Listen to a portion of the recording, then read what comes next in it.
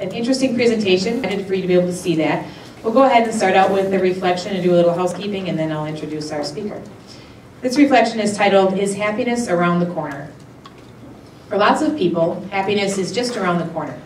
They need to get their degree, a particular job, a promotion, or maybe a facelift. Maybe they're waiting to get married or have a child. Perhaps they will be happy when they retire. One man said, "For a long time it seemed to me that life was about to begin, but there was always some obstacle in the way. Something to be gotten through first, some unfinished business, time still to be served, or a debt to be paid. Then, life would begin. At last it dawned on me that these obstacles were my life." John Lennon put it another way, life is what happens while you're making other plans. The point is, our lives are happening now.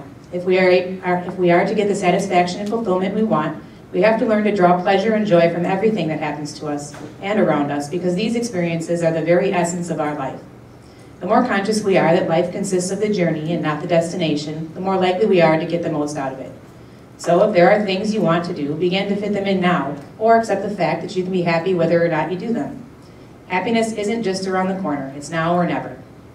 The good news is you have everything you need to be happy.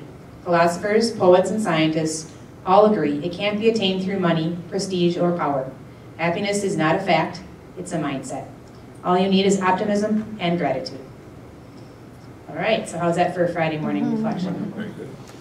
So a few things on your tables in front of you. As you're used to seeing, we have our information on next month's Know and Go Friday, which is Dr. Liss will be here. Dr. Liss is one of our newer radiation oncologists, and he'll be presenting on men's health and its relationship to cancer. So that'll be a great presentation as well. We've got some information on Dr. Schaefer and his nurse practitioner, Jean Rouge. Also the yellow sheet that you're used to, please fill this out. Continue to do that. We get tremendous feedback from you when we shape our programming based on what you tell us, so I appreciate that. And then finally, I believe we're giving away, Katie, what is it, some product, right? Yes, we have under eye night cream. Oh, who couldn't use a little of that? So if you're interested, fill out the green slip and we'll collect those later on. So we have our introduction here. Dr. Schaefer, as I mentioned, is here with us today. Dr. Schaefer is a board-certified plastic surgeon who graduated from Rush Medical College in Chicago, and he completed his plastic surgery residency at the Medical College of Wisconsin. He offers a comprehensive array of reconstructive and cosmetic procedures, and he sees patients in Fond du Lac, Ripon, and in Waupun. So please join me in welcoming Dr. Schaefer.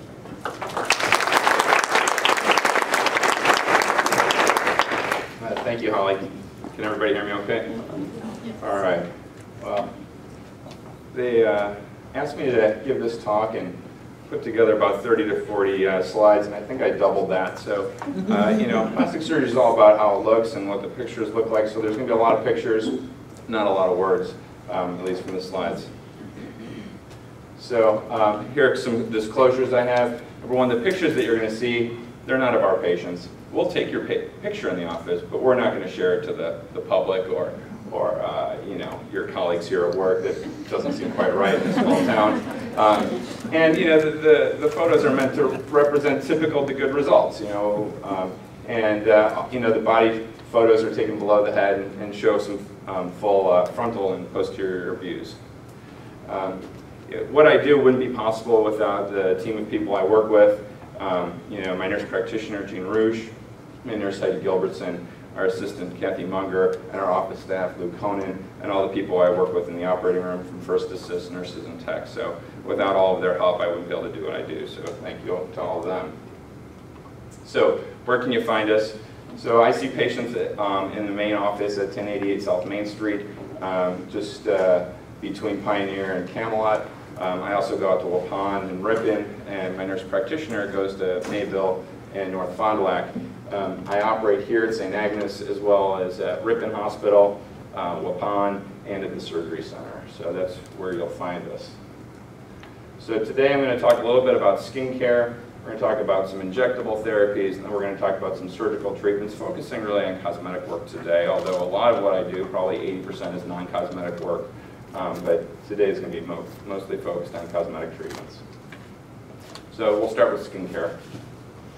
So, you know, basically, you know, skincare has come a long way. There's a lot of good products you can get over the counter, and we sell some products in our office. We have cabinets full of them, And the products that you use really need to target the problem that you're trying to address. There isn't one cream of youth. You know, everybody's got a little bit different issue and different stages of life and different skin color and other things that go into making a decision about what agent can help your face look your best.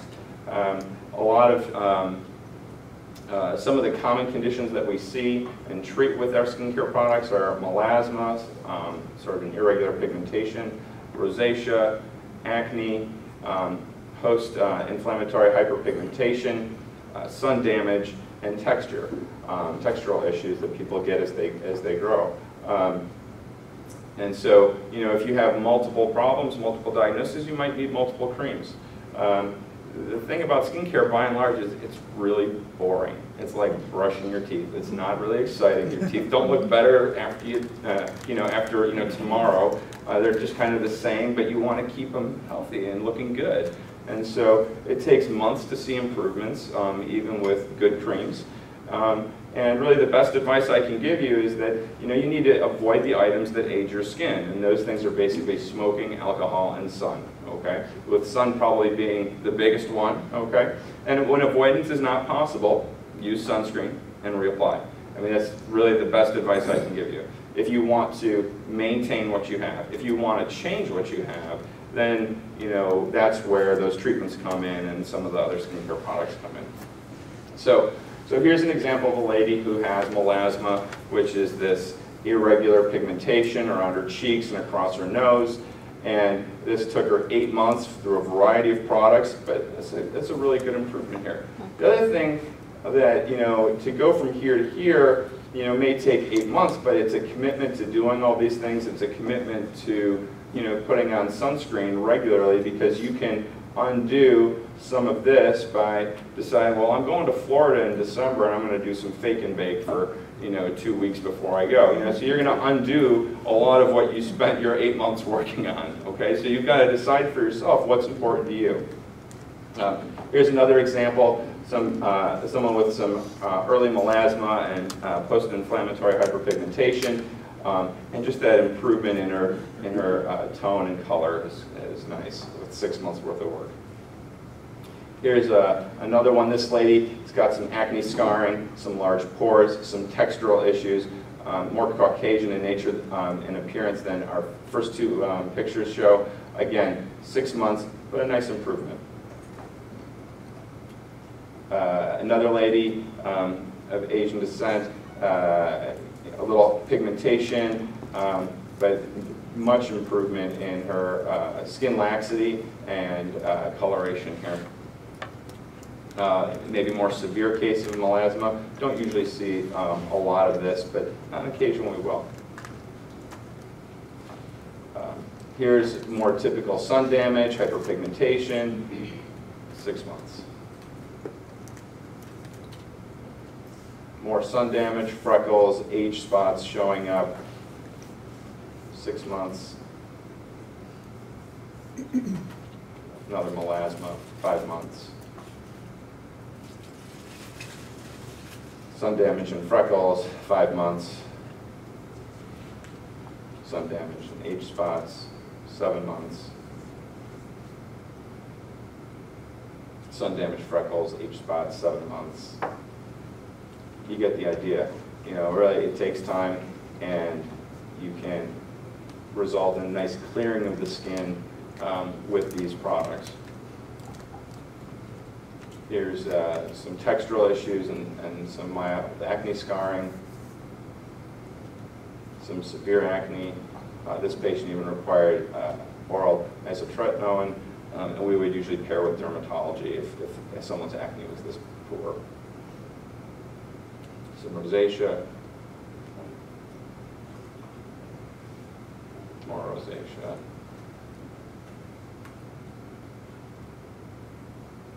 Sun damage, dullness, skin laxity, lines and wrinkles, and this lady here. More acne scarring, post-inflammatory hyperpigmentation. The nice thing about all of these sort of pictures is you sort of you can compare your own skin or maybe a loved one's skin and say, my daughter has skin like that, or my aunt or someone what can we do to help them out? You know, we treat guys as well. Oiliness, large pores, rough texture. Okay, so that was skincare. You know, again, not terribly exciting. But you can make some transformational differences if you're willing to put the time and energy into doing it.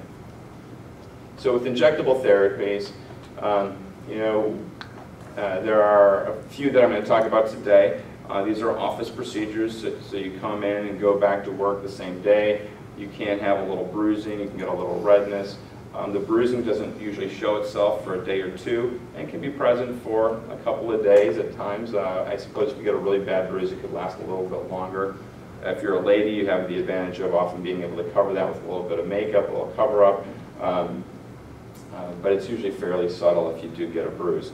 So I'm going to talk a little bit about Botox, Juvederm Voluma, which we just refer to as Voluma, and Kybella, which is one of the newest products on the market. So you've all heard of Botox. Maybe some of you have heard of Juvederm. I don't know how many of you have heard of Kybella, but I will say that people often interchange these terms, and so it can be confusing to you and just to the public. They come in and they're like, well, I want my lips bigger, I want Botox. Well, we don't put Botox in your lips to make them bigger. Botox is used, it's a muscle relaxant, okay? It has many uses in medicine.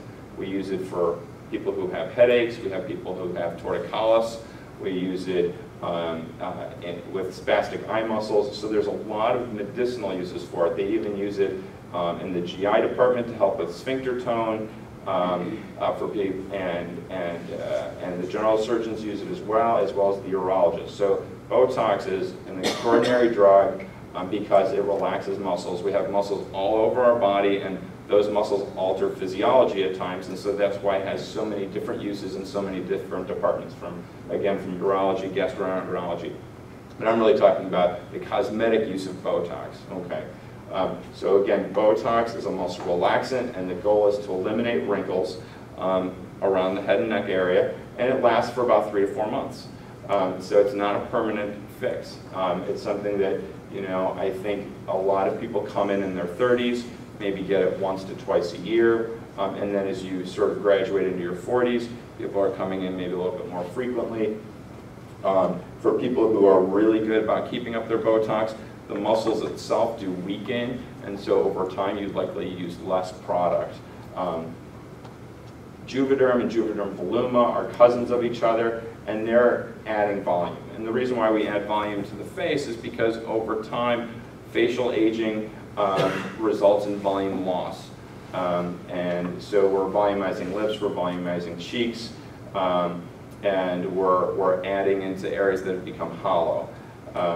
This product lasts about a year, okay? This product lasts about 2 years.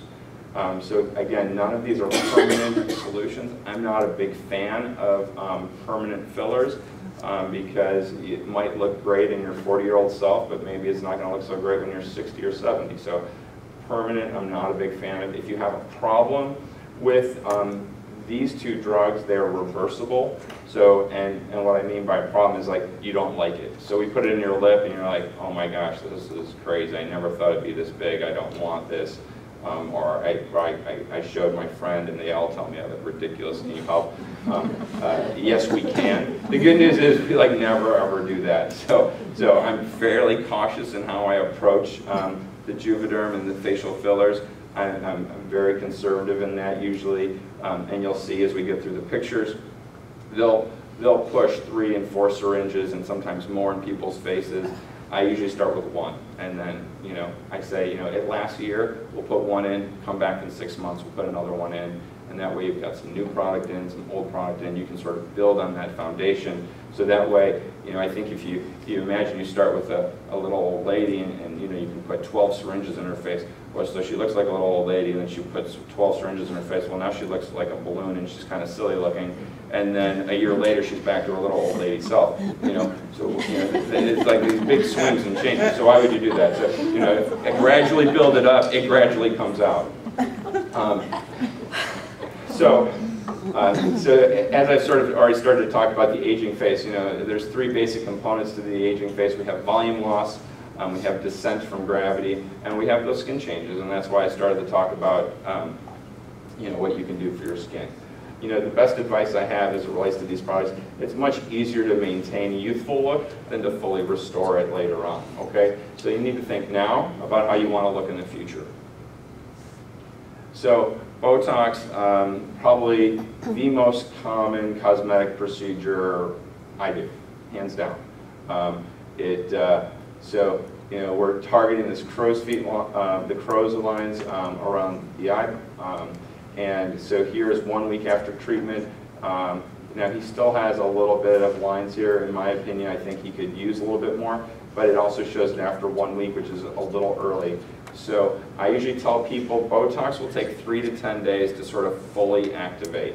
So I like to reassess people at 2 weeks because 10 days is like a weekend. So 2 weeks seems to work well for my office schedule. So I give them their Botox, I bring them back 2 weeks later. Once we know that that dose will work for them, then I know that that dose will continue to work for them. It's like any medicine that we give anywhere else in the hospital, it's dose dependent. The more you put in, the more result you're going to get. Some people want to completely eliminate every line they have. Other people still want to have some animation. I think that Botox got a bad rap, a decade ago, when they were doing those Saturday Night Live skits with people who couldn't move their face and things like that. I mean, you can do that to people, but it's really not a good look. So I try not to let that happen. So I start with a low dose, and we can work our way up. So the crow's feet was the original, actually not the original indication. The original indication for Botox was the area between the eyebrow, which we just refer to as the glabella.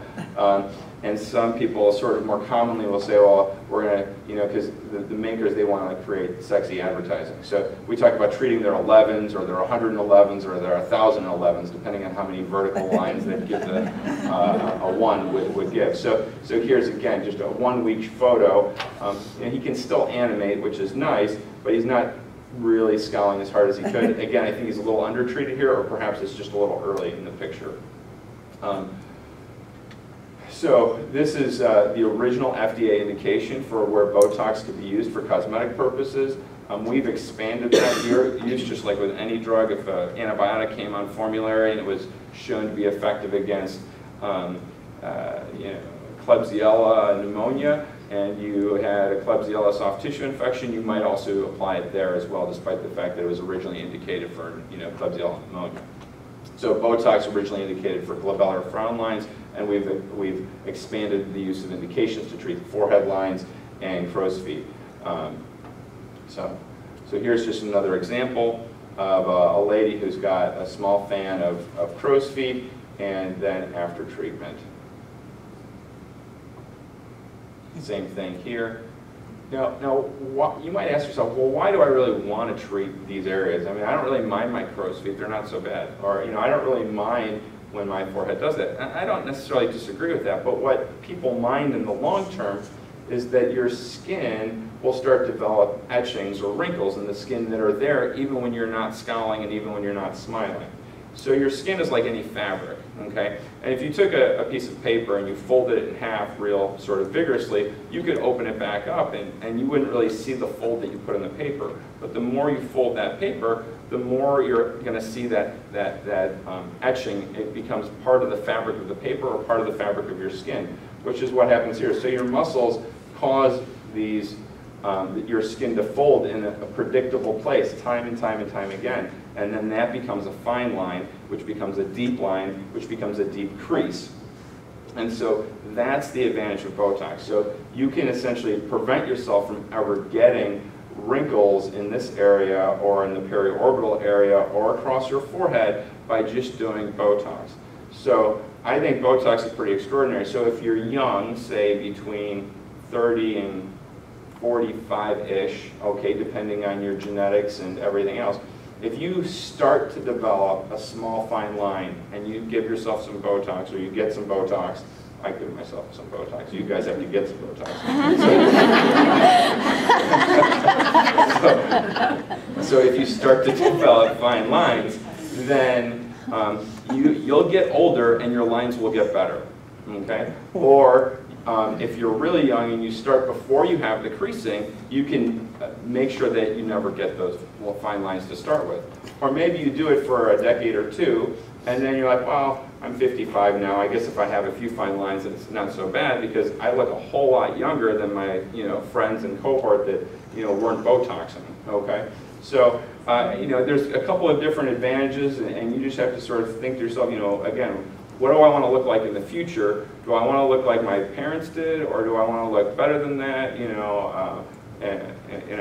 Like myself, am I an old parent? Do I gotta look a little younger? Or what's going on? So here's just another example of a lady with a fan of crow's feet, and here she is afterwards. And you can kind of subtly see it here, and you see these really fine lines here. Those are probably there even if she wasn't smiling. So it'd be great if we had this lady's picture not smiling, because she's a little older than the first two subjects, and this is what starts to happen when you're not smiling, is that those crow's feet lines start to show there because they've been etched into the fabric of the skin. And the same thing will happen all over your face. It'll happen in your forehead, it'll happen here. We see it across the nose. The bunny lines that people get, people a lot of times when they're really laughing, their nose scrunches up a little bit. And you can develop fine lines and deep lines over time in any of this upper facial area. Now, the same thing can happen in the lower face. The problem with the lower face is that you've got a lot of muscles that animate your mouth. We want our mouth to work effectively when it comes to speech and communication, and eating and chewing and keeping our food in our mouth. So we don't do a lot of Botox down here. Sometimes we'll put just, homeopathic doses around the lips to try to softly, minimally soften some of those barcode deformities that people get in their upper lip. But I'm not a big fan of Botox in the lips. It's not easy. It's a tough sell, but it's great for that upper face. Another example. So this lady, again, you can see she's got some forehead lines here. She needs some Botox up here. You can also see she has some fine lines here across her nose, and so she could probably get a little bit of Botox drop down here as well. I mean, this photo is meant to show her scowl lines, but again, you can see she's a little lower. She's getting some of those fine lines here from all of this that we do at our children, workers, co-workers. Okay. So, getting on to Juvederm. When I see a woman in the office who looks like this, I don't ever think 3 syringes. I just don't. Again, I'm more subtle. I think that this is an improvement. I think I can show her the cool thing about so the Juvederm, again, it's a filler. We're going to target this area principally. Okay, really around the mouth. This area here between the corner of the nose and out here we refer to as the nasolabial folds. We treat marionette lines, which goes from the corner of the mouth down. We use this product to plump up the lips and treat the corners of the lip. I have a few patients who have such bad thinning of the lips and perhaps some loss of teeth that they get saliva buildup in the corners of the mouth. And they actually come in and get almost an entire syringe of Juvederm just to the corner of their mouth to help with their salivating problems. So an unusual thing, but you can use these cosmetic, to help people live, a more comfortable life as well. So here, nasolabial folds, half a syringe per side is 1 syringe, right? So this is what that result would look like. You add another half a syringe per side, and you'd get this. Another half syringe per side, you get this. And this is what you look like after a year if you put in 3 syringes. So again, we say it lasts about a year. You wait 6 more months, and she's going to look more like this. Because in my opinion, this looks like this. Okay? So here's another lady who received Juvederm in the perioral area. She received it in her marionette lines, again from the corner of the mouth down. And again, we can't call it nasolabial folds. The public will never know, so we have to call it the parentheses. Okay, so her parentheses got some as well. We put it into the corners of her mouth. Okay, and then she had some vertical lip lines, but they did not use it to augment her lips. But she looks significantly improved with that. That's a nice treatment for her. Definitely makes her look less harsh, and probably turned her from looking 45 to 35. Juvederm Voluma, which we just generally refer to as Voluma. Again, So, and all these products, all these Juvederm products basically come in pre-filled syringes. So they're all about 1 cc syringes. And so I like to tell patients, you know, if you come to my office, you know, like everything at Agnesian HealthCare, it's all above board. If I say you're getting Botox, you actually get Botox, although there are other generics out on the market. If I say you're getting, you know, a syringe of Juvederm, it's not a half a syringe that I used on somebody else and a half a syringe that, you know, so I mean, this is, you know, I open the box, it's your syringe. Whether we use it all or not is entirely up to you. But yeah, and I also like to say a syringe of Juvederm is kind of like a can of Coke. You know, if you're thirsty for a sip of Coke, you got to open a can to get there, okay? And if you're thirsty for 13 ounces, you have to open a second can. So, you know, we just, you know, take 1 syringe at a time and we try to evenly apply it. So this lady had 2.6 mLs of Voluma put into her malar region. So Voluma, in contrast, so, you know, we sort of talked about Botox is up here.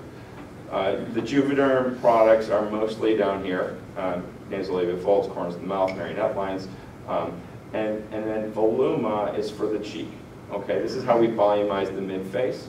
And mid-face volumization actually alters lower face aesthetics. And you can see that here because if you look at this picture and this picture, you can see that her marionette lines and her nasolabial folds look improved despite the fact she didn't receive any product there. And that's because, and again, this is just all part of, this is sort of like the reverse of facial aging. So facial aging is, here you are slightly younger, and as you age, you lose volume, and as you lose volume, the skin starts to fall, and then it creates this folding and this shadowing in the central face. So what we do is, as we inject the product around the zygomatic arch, we then lift this nasolabial fold and the marionette lines away from the central face, and it's sort of suspending your cheeks out to the side. And it's very popular. It works great, and a pretty short office visit for this. So here's another example of Voluma just in profile. And again, you know, mid-face volume is probably the most powerful thing that we have in the injectable world, I think, just because, again, it looks like she's even received Botox. See, she's got all this wrinkling. Well, why do things wrinkle? Because there's laxity, and there's laxity because she's lost volume. So you refill it, her wrinkles get better, her entire facial profile improves. I mean, so this is the area here that we're targeting. Usually 3 to 4 injections in this area per side, usually just done with a little bit of ice pack on your cheek, and you can get a really nice long-lasting result. Long-lasting, in my opinion, again, about 2 years on this Voluma. The clinical trial ended at 2 years, and I can't say I've really been using it 3 or 4 years, so I don't have any patients that are out that long to say how long it really lasts, but in the clinical trials it lasted at least 2 years. So here's, and here's sort of just the business side of things. So Kybella, Voluma, Juvederm, and Botox are all owned by Allergan. Okay, and Allergan made their billions on Botox. Okay, and then they've been acquiring companies all along.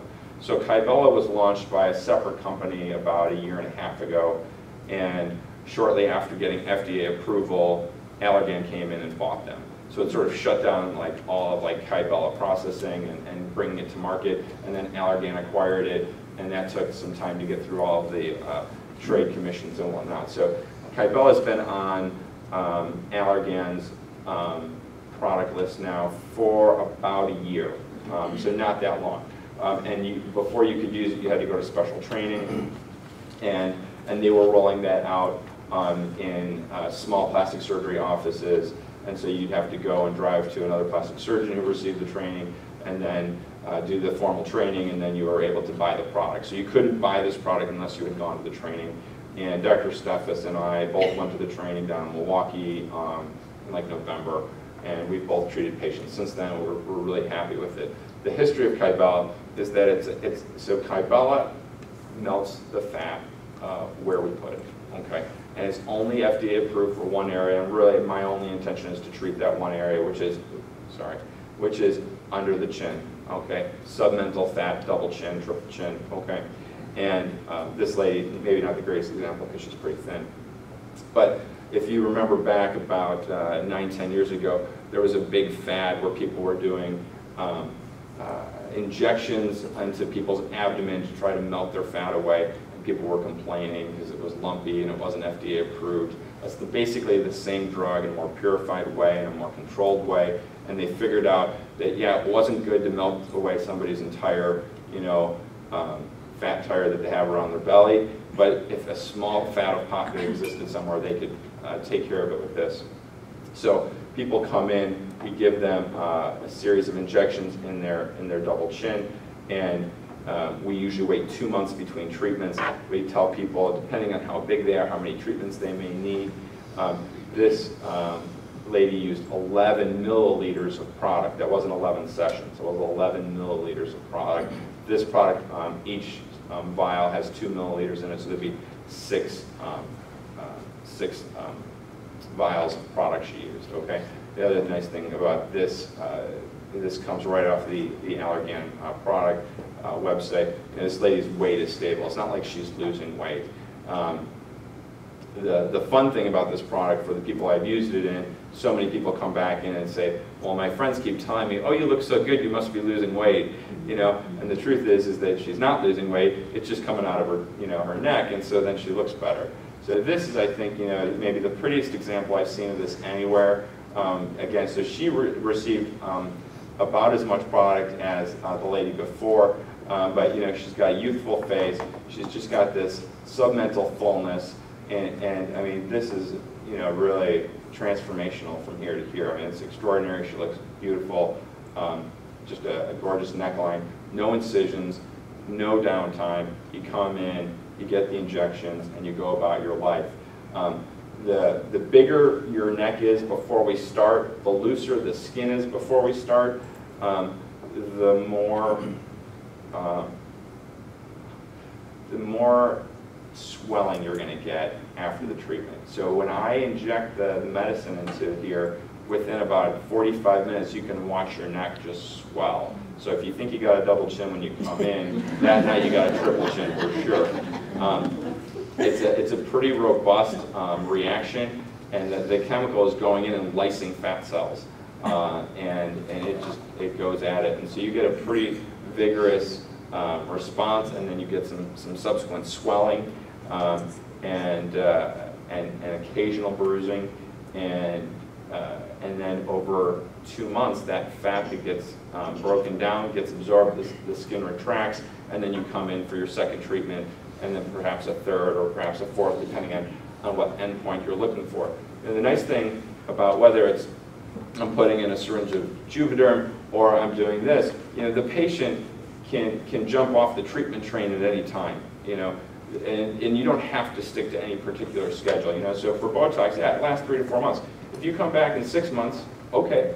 If you make it back in 4.5, fine. If you make it back in 12 months, that's fine. Same thing with this, So Kaiba, this is a permanent fat solution for these people who get treated in their neck.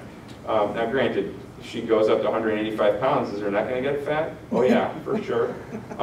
But all things staying the same, this is going to be a permanent solution for her. She doesn't have to come back after this treatment for more. And if she's happy here, she can stop. Or if she runs out of money and she wants to come back later on, that's fine. No problem. Questions? Yeah? What if, as you get older, you lose some of the elasticity of your skin? Absolutely. So what if you take out that fat and your skin doesn't retract? Well, I think you see a little bit of that with this lady here. I think that you can just see across her neck that she's got some more laxity to her skin, and although the fullness is improved, she still has this small band. Whether or not that's acceptable to you or not, I guess is a personal question. When I look at her face, though, her jawline looks pretty good. This isn't the jawline that I look at and go, oh, she definitely needs a facelift or a neck lift. But when you have, laxity down here, I would say, when I look at her jawline, I don't feel like she really needs a facelift, okay? But when I look at her neck, I'd say, well, a lift would probably help that, okay? So, and I'll get to I'll get back to that a little bit more, okay? But it's a good question. So I'm going to talk a little bit about surgical treatments now.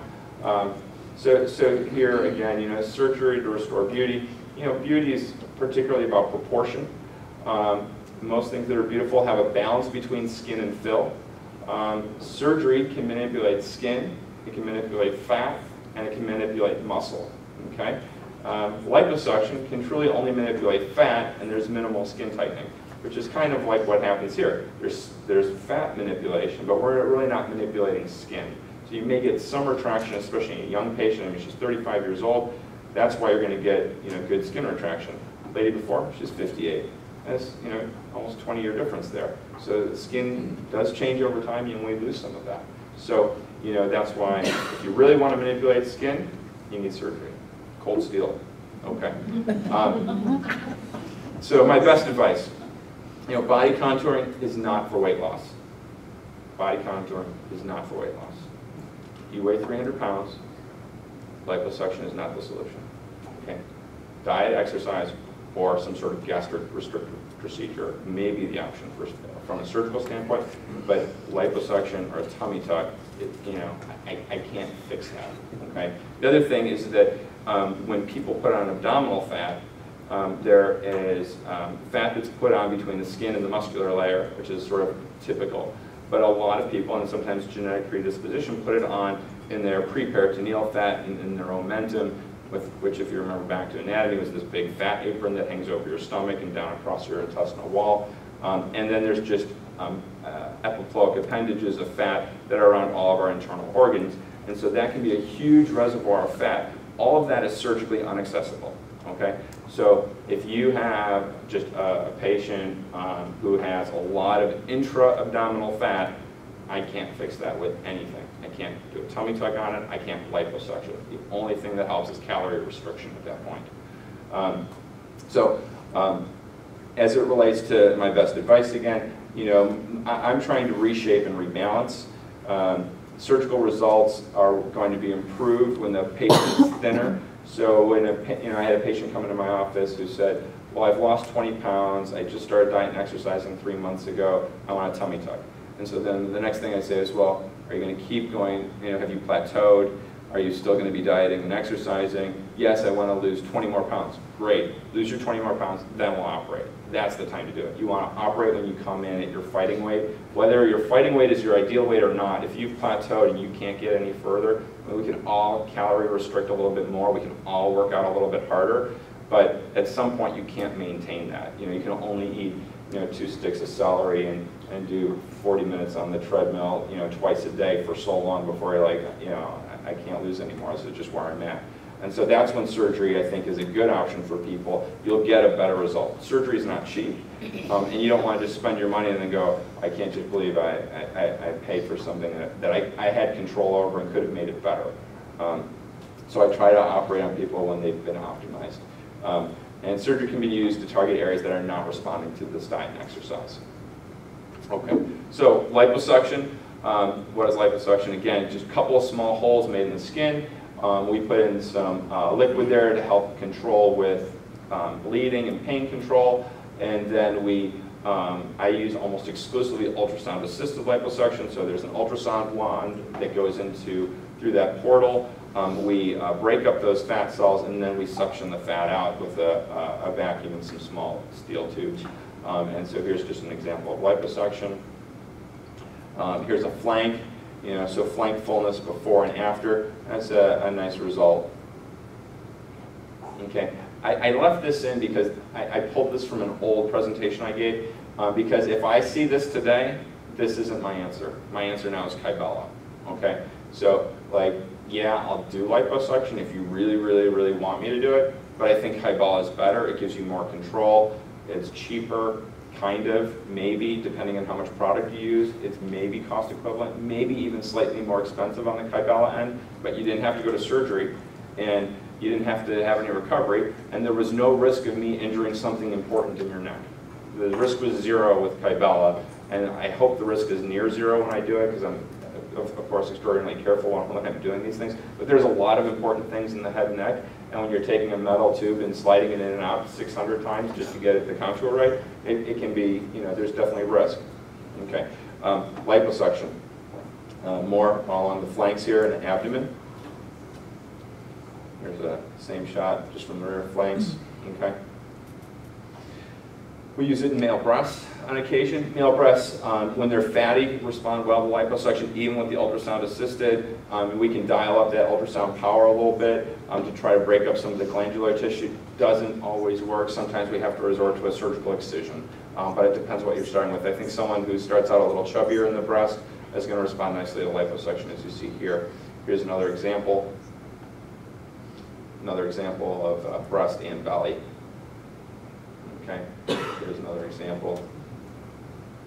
Okay, abdominoplasty. So abdominoplasty is when we make an incision across the lower abdomen and we are tightening the muscular wall of the abdomen, most often on women, although occasionally on men. Women's abdominal muscular wall gets stretched out from pregnancies.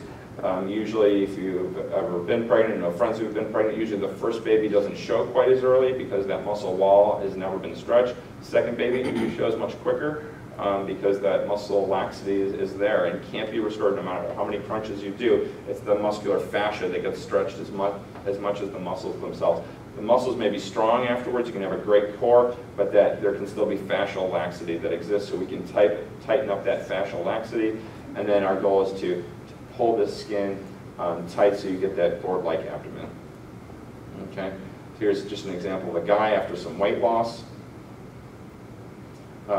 So sometimes we'll do, sometimes people call this the mommy makeover when you're doing a breast lift and or reduction and abdominal work at the same time. Okay, massive weight loss after gastric bypass, 100+ weight loss. People have skin laxity everywhere. This is a tummy tuck that then goes around to the backside. We call it circumferential body lift. We call it belt lipectomy. It sort of depends. So here's belt lipectomy when the patients aren't really coming in at their fighting weight. So you're taking, so this is what the posterior incision looks like. I try to make mine lower, more like this, even slightly lower. This, in my opinion, is too high. And you're taking out an entire, belt of fat from front to back. Here is another lady coming in at a more reasonable weight than the slide before. I think this scar is pretty appropriately placed. It kind of comes low like a typical, maybe a little asymmetric, but it's low like a typical tummy tuck, comes up towards the hips, comes over the hip flare, and then drops down at the buttock crease. Brachioplasty, maybe one of my favorite operations to do, just because patients are so darn happy when they have it. Patients hate this. This is a great picture because it shows, oh look, we don't put a scar in your arm. Yeah, it's there. It starts here, it goes right along the curvature of the arm, but it's sort of situated right behind the arm, so it's hard to see when you put your arm at your side or when it's down. But patients love this. We do this actually about half of them in the OR, about half in the office. We do it under local. We basically suction this out real good, real thin, get the skin nice and thin, and just get the skin out of there and sew it up. Breast augmentation, when we're putting a breast implant under the breast to make it larger. A couple of examples. Breast reduction. Do a fair amount of this, reducing, and this is probably the only thing that I've talked about today that's covered by insurance. So neck pain, back pain, shoulder grooving, our skin rashes underneath the breast. This lady's not overly large compared to a lot of ladies we see, but your breast gets made smaller and lifted. There's another example. Not the greatest picture, I don't like the angle, but it gives you an idea. Incisions end up periareolar incision. There's a vertical incision below the breast, and then a small incision, or an incision across the fold of the breast as well. Rhinoplasty, reshaping the nose before and after. Facelift, mostly treating the jawline and the neck and the mid-face. So those are the three areas that we're really sort of targeting during a facelift. Incisions are made around by the ear. Some of this is done in the office just because OR time is expensive, and the face responsible, the local anesthesia. And kind of getting back to your question earlier, what do we do about the skin here? The only way you can manage skin is with cold steel. So you need an incision somewhere, and you need to be able to pull that up and get that skin out of there. On occasion, if someone has a really, really, really bad neck, but they don't want to pay for a facelift and they want something cheap but improvement, we'll do a direct excision on this. It can turn out nice, scars can be okay, but it is a scar that everybody can see, whereas if you put a facelift scar on people, the goal is to mask that scar. So I was given some questions ahead of time that maybe some of you had. So what's the difference between tummy tuck and liposuction? I think I covered that pretty well. Liposuction is just sucking fat out. I'm sorry, tummy tuck is manipulating the entire abdomen, skin, muscle, and fat. Liposuction is managing the fat only. How much does it hurt? Well, it depends what you have done. It depends what your pain threshold is. The injectable things hurt minimally, and there's no downtime. A full circumferential body lift, you're going to hurt a little bit. You're going to probably be off work 2 weeks, at the very least, if you have a desk job, 2 weeks. If you have a lifting job or an active job, more. How much does it cost? Well, again, it depends on what you're having done. Things cost anywhere from a couple $100s to, I don't know, $20,000, depending on how much you want done, and all at one time or not. What's the recovery time? Depends what you're having done. Our treatment's covered by insurance. Basically, as I said, none of this is covered by insurance, with the exception of breast reduction, which is covered by insurance on most of the patients I treat, although more and more insurers are making it more and more difficult for patients to get covered for breast reduction.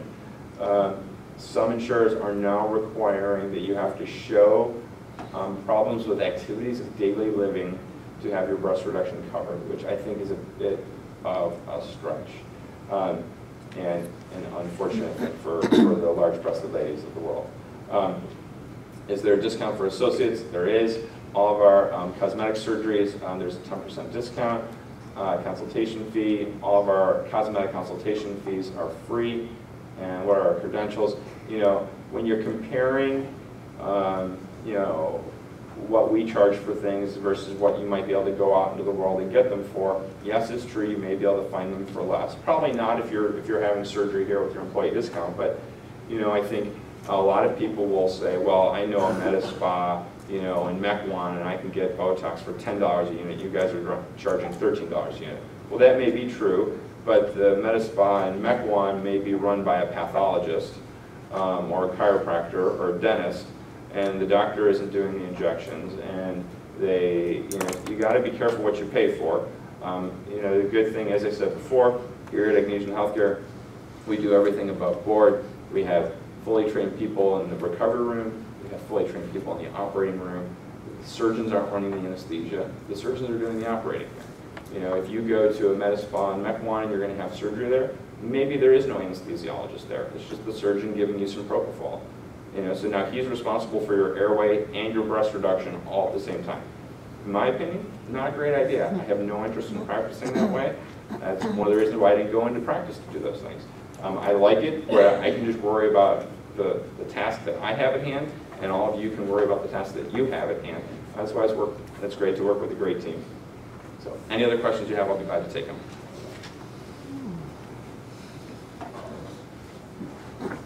What about these new ultrasonic devices that you can buy that are supposed to increase the intensity of your creams and lotions?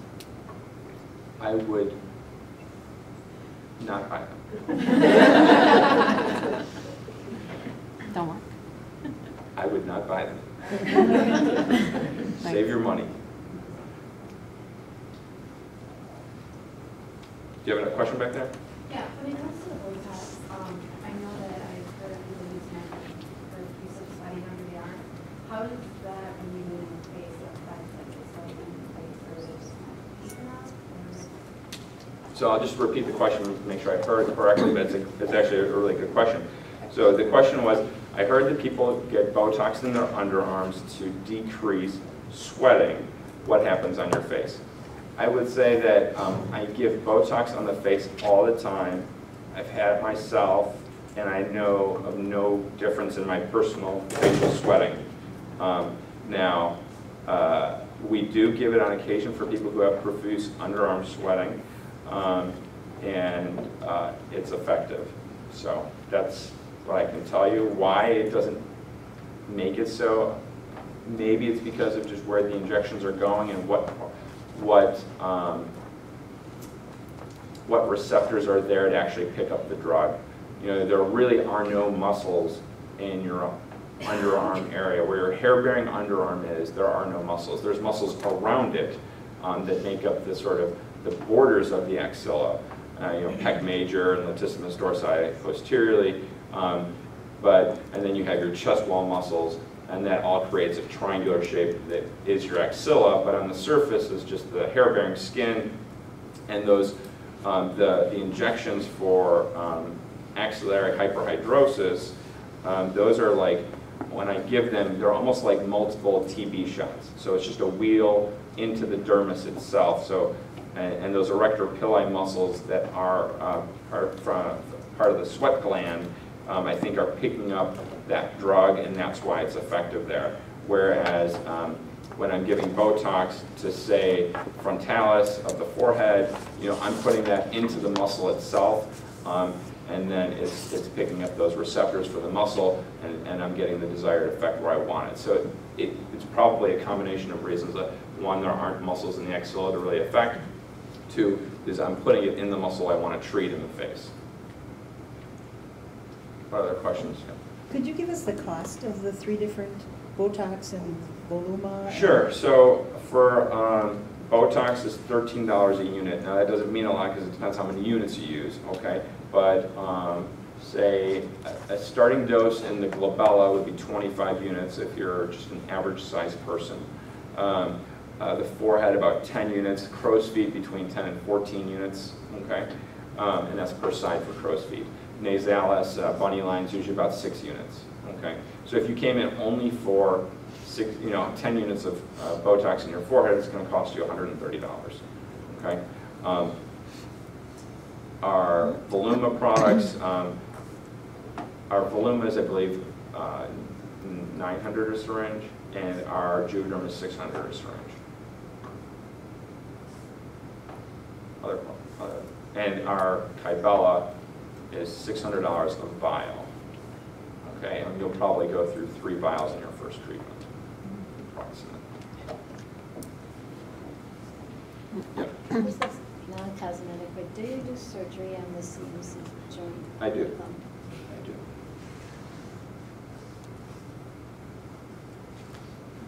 Any other questions? Otherwise, we got to have a raffle. Thank you.